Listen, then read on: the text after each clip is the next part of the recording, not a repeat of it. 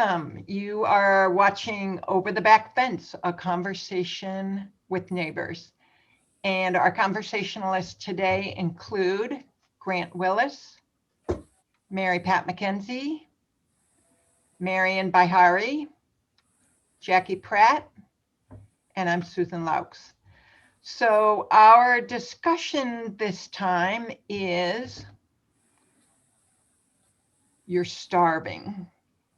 You've only eaten quarantine food for a year and you're ready to break out. You're ready to have a meal of a lifetime. What are you going to have? We're going to get so hungry after eating this. Okay, Marian. I'm already hungry. I know, too. Okay, Marian. Well, there are two things that I would like, since I haven't been out into a restaurant in a long time. I love fried chicken. And I can't find wonderful fried chicken anywhere around here. And even last year when we went on vacation, 2 years ago, excuse me, to the South, we went to a couple places for fried chicken and they weren't very good. So if I could have anything I want, I would love to have fried chicken. So that's one. And then right next to it, I would like to get a piece of prime rib about that thick, fairly rare, with some juice on top of it, and a lovely baked potato. And I couldn't tell you which one I would like more, but that's what I would like to eat. Thousands of calories, but Dessert? that's what I would like. Dessert? Anything special to drink? I don't, first of all, don't drink alcohol, but no, nothing to drink. And I'd have to think about dessert. But when I think about what I want to eat, it's fried chicken or prime rib.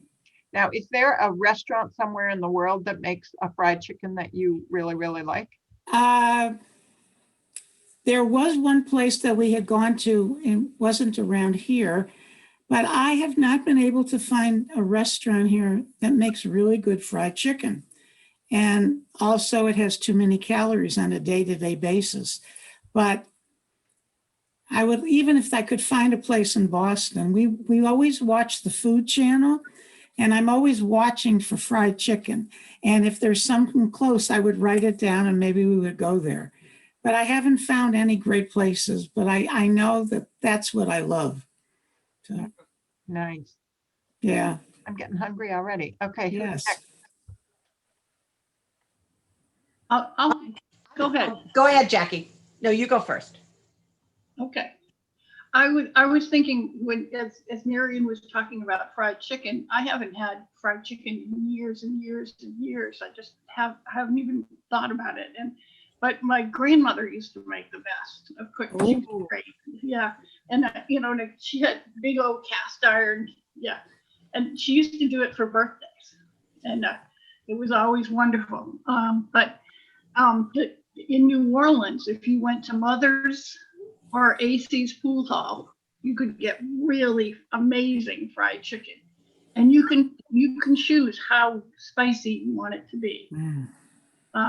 Because not everybody is into heavy Cajun spice, Right. or heavy Creole spice. But they both were black run, small black run. AC's Pool Hall was a pool hall, but they also had food, and they make the best fried oyster poor boys too. Love that.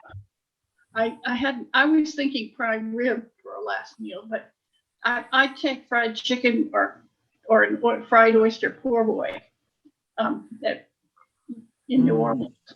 Yeah. But I haven't been back to New Orleans for many decades, and if I could transport the restaurants, sort of out of there, that would be. Because I don't think I want to see New Orleans after Katrina. One of my closest study partners, one of my closest old friends, who's one of my study partners, was a New Orleans native, and he breaks his heart to go home. So I have such, I have such fantastic memories of the food in that city.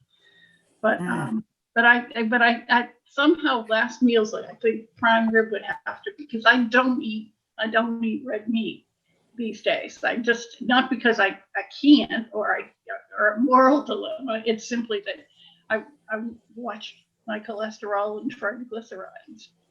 So, but the baked potato sounds like a good idea. But I also love a good pasta. So, I don't know. My last meal is going to be bountiful, or my fantasy meal is going to be bountiful, I'm afraid. And desserts, I don't know how I choose. I, honest to goodness, back when we went to restaurants, if I was in a situation where everybody was having dessert, I would stick a pin in it, because I love anything sweet. I love anything sweet. And if it has really good whipped cream on it, even better. So, but Nice. those are my food fantasies.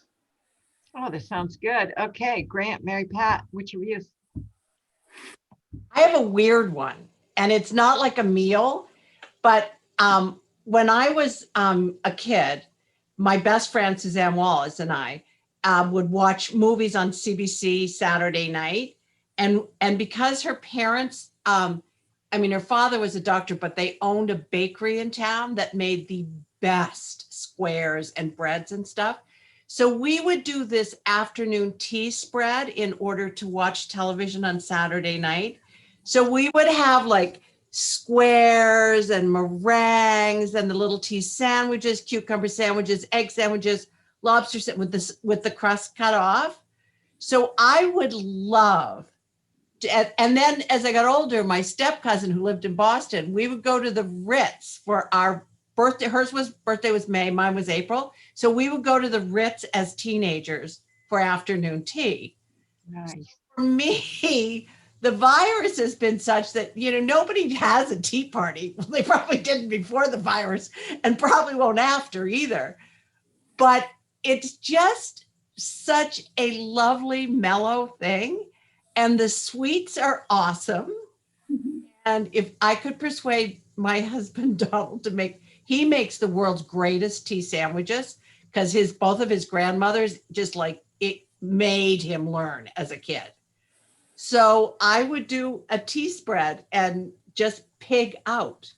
And, I like maybe a little champagne and tea sandwiches and every square known to man. In particular, in the Nanaimo bars, which you don't get in the United States, but you do in Canada. And there's a couple of others that, not so much Petit Forest, but there's some other ones that are absolutely amazing and really fattening. What did you call that? A Nanaimo bar? Nanaimo. What is that? It's chocolate and cream and like a cookie crust, and then chocolate's poured over the top. So it's, in Canada, they call these things squares. Here you would call them bars, I guess. So Nanaimo, who knows? They're all across Canada, but theoretically they were developed in British Columbia or something. But they are absolutely drop dead delicious. Oh, they sound amazing. Delicious. Like lighters of chocolate and cream Yes. and cookies. Yes. And chocolate. But not like an eclair or something. It's dense and really, really good. Oh, it sounds amazing. I might have to make them one of these days. Why did we choose this? I don't know, because now I'm starving. We're all still in quarantine. We're going to go home and eat, whatever. I'm thinking, what have I got? Okay, Grant, you're up. Kind of boring. I'm with a prime rib group. As long as there's a side of lima beans, which I can never get my fill of. And let's see, what else do no other kids love when they're growing up besides lima beans, which I did love.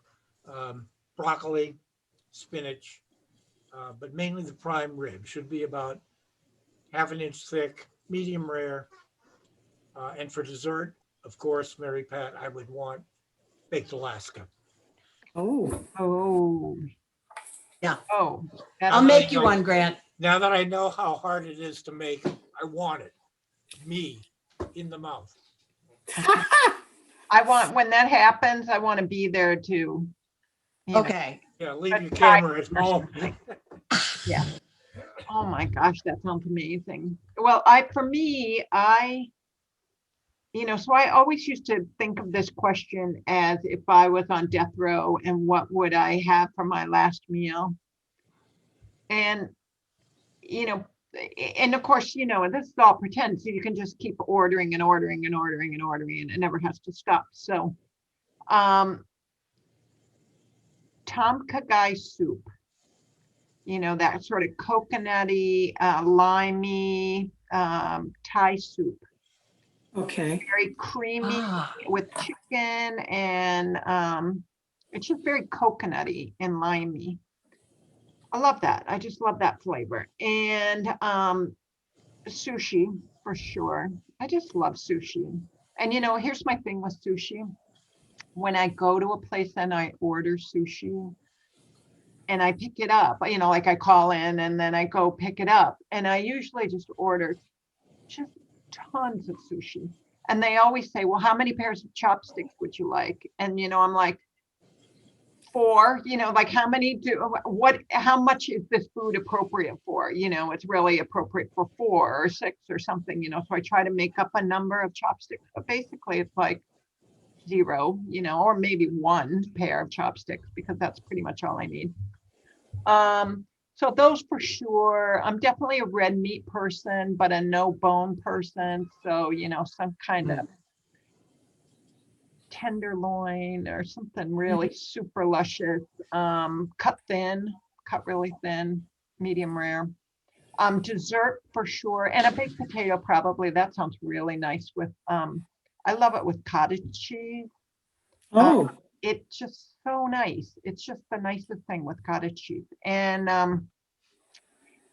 for dessert, probably, if she was here to make them, my mom's brownies, they were like kind of world famous, and they're just kind of perfect, and like chocolate, chocolate, chocolate, chocolate, chocolate.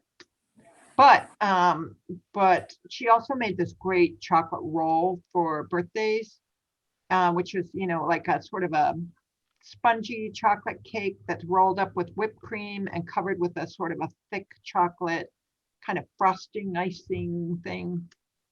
Really, it's like a massive Debbie cake roll, kind of. Twinkie. Yeah. So anyways, any of those 1,000 foods would be good for me. And maybe I would just never finish eating so that they could not execute me if I was on death row. I would just keep like, no, I need another side of something, one more something. So, Good idea. Marion. I would like to know if anybody here knows of a place locally or not so locally to get good fried chicken. Even when we went down south, we went to a couple places, they weren't that good. We watched the Food Channel, and Guy Fieri goes all over it's called Diners, Drive-ins and Dives. Oh yeah. And he will go to places and they will be discussing fried chicken. And my tongue is hanging out. Of course, it's in Wyoming or, on the other side of the world. But I would love to find a fried chicken place, fairly locally. Even if it was in Rhode Island, I would go. But Well, it's not New England food. no, it's not. But there are places that do that. Yeah. So. Well, maybe someone watching this will have an idea for. That's a good idea. Please contact us at Neighborhood Falmouth. We want to know. Jackie, if you have your grandmother's fried chicken recipe, do you have that, Jackie? I don't. She never shared it with anybody. Yeah, that's what happens. I know that it was very work intensive though. Oh yeah. Okay. We have something new, which is an air fryer, And Yeah. it's called a Ninja. It's a brand new thing. And you put, you can air fry it and whatever. And I could put a piece of chicken in there with, some coating on it, but it wouldn't taste quite the same. It has to be fried.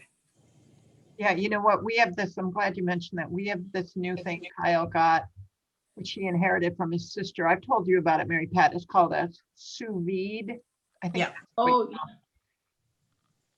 We- I don't know. I'm not convinced. I mean, of course, I have to say he cooks for me just about every night. So I am so happy to be cooked Yeah. for. So I'm not complaining, but he made ribs for the Super Bowl, which is not my thing because of the bones and the whole thing. But he put it in the little shrink bag Yeah. in the water for 24 hours. And then he did a finish thing on so I mean, he spent significant amount of time. I mean, it wasn't standing there over for 24 hours watching it boil, but and he was like, yeah, it's all right. And I was like, that's a whole lot of work for, I think the sous vide takes an enormous amount of work, and Donald uses it too, and did wings or whatever those things are.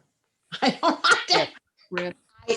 Ribs. I'm not a ribs fan, so I just like kind of held my nose and watched them eat. I've never heard of that. We have every appliance known to man in this house, but I've never heard of that. Well, it's how restaurants are cooking now. So it's all done in water very slowly. And then we have a couple of torches that you use to brown it at the end after it's been cooked at a very low temperature and it's sealed in a bag. And then at the end, you take it out and you can sear it in a pan for like 1 minute. And so Donald does chicken, beef, all kinds of things. We have two. We have the older one is really huge. It's like the size of a television set. And I don't mean flat screen.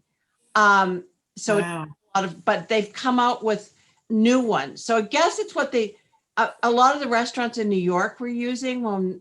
We've had one for a while and then got a smaller one because I complained about the amount of space it took on the counter. Oh yeah, because you're immersing it. And just think about, Yes. remember those TV commercials where the person's learning to pack efficiently and you put your sweater in Yeah. a bag and then you attach the vacuum cleaner and suck And- out all the air Right. Suck it out. Right. and it shrivels. It's the same idea, I guess. Yeah. Kind of the same idea. And then you have to get a big bucket or some kind of big pan of your own that you fill with water, and then you stick this like giant thermometer heater in it.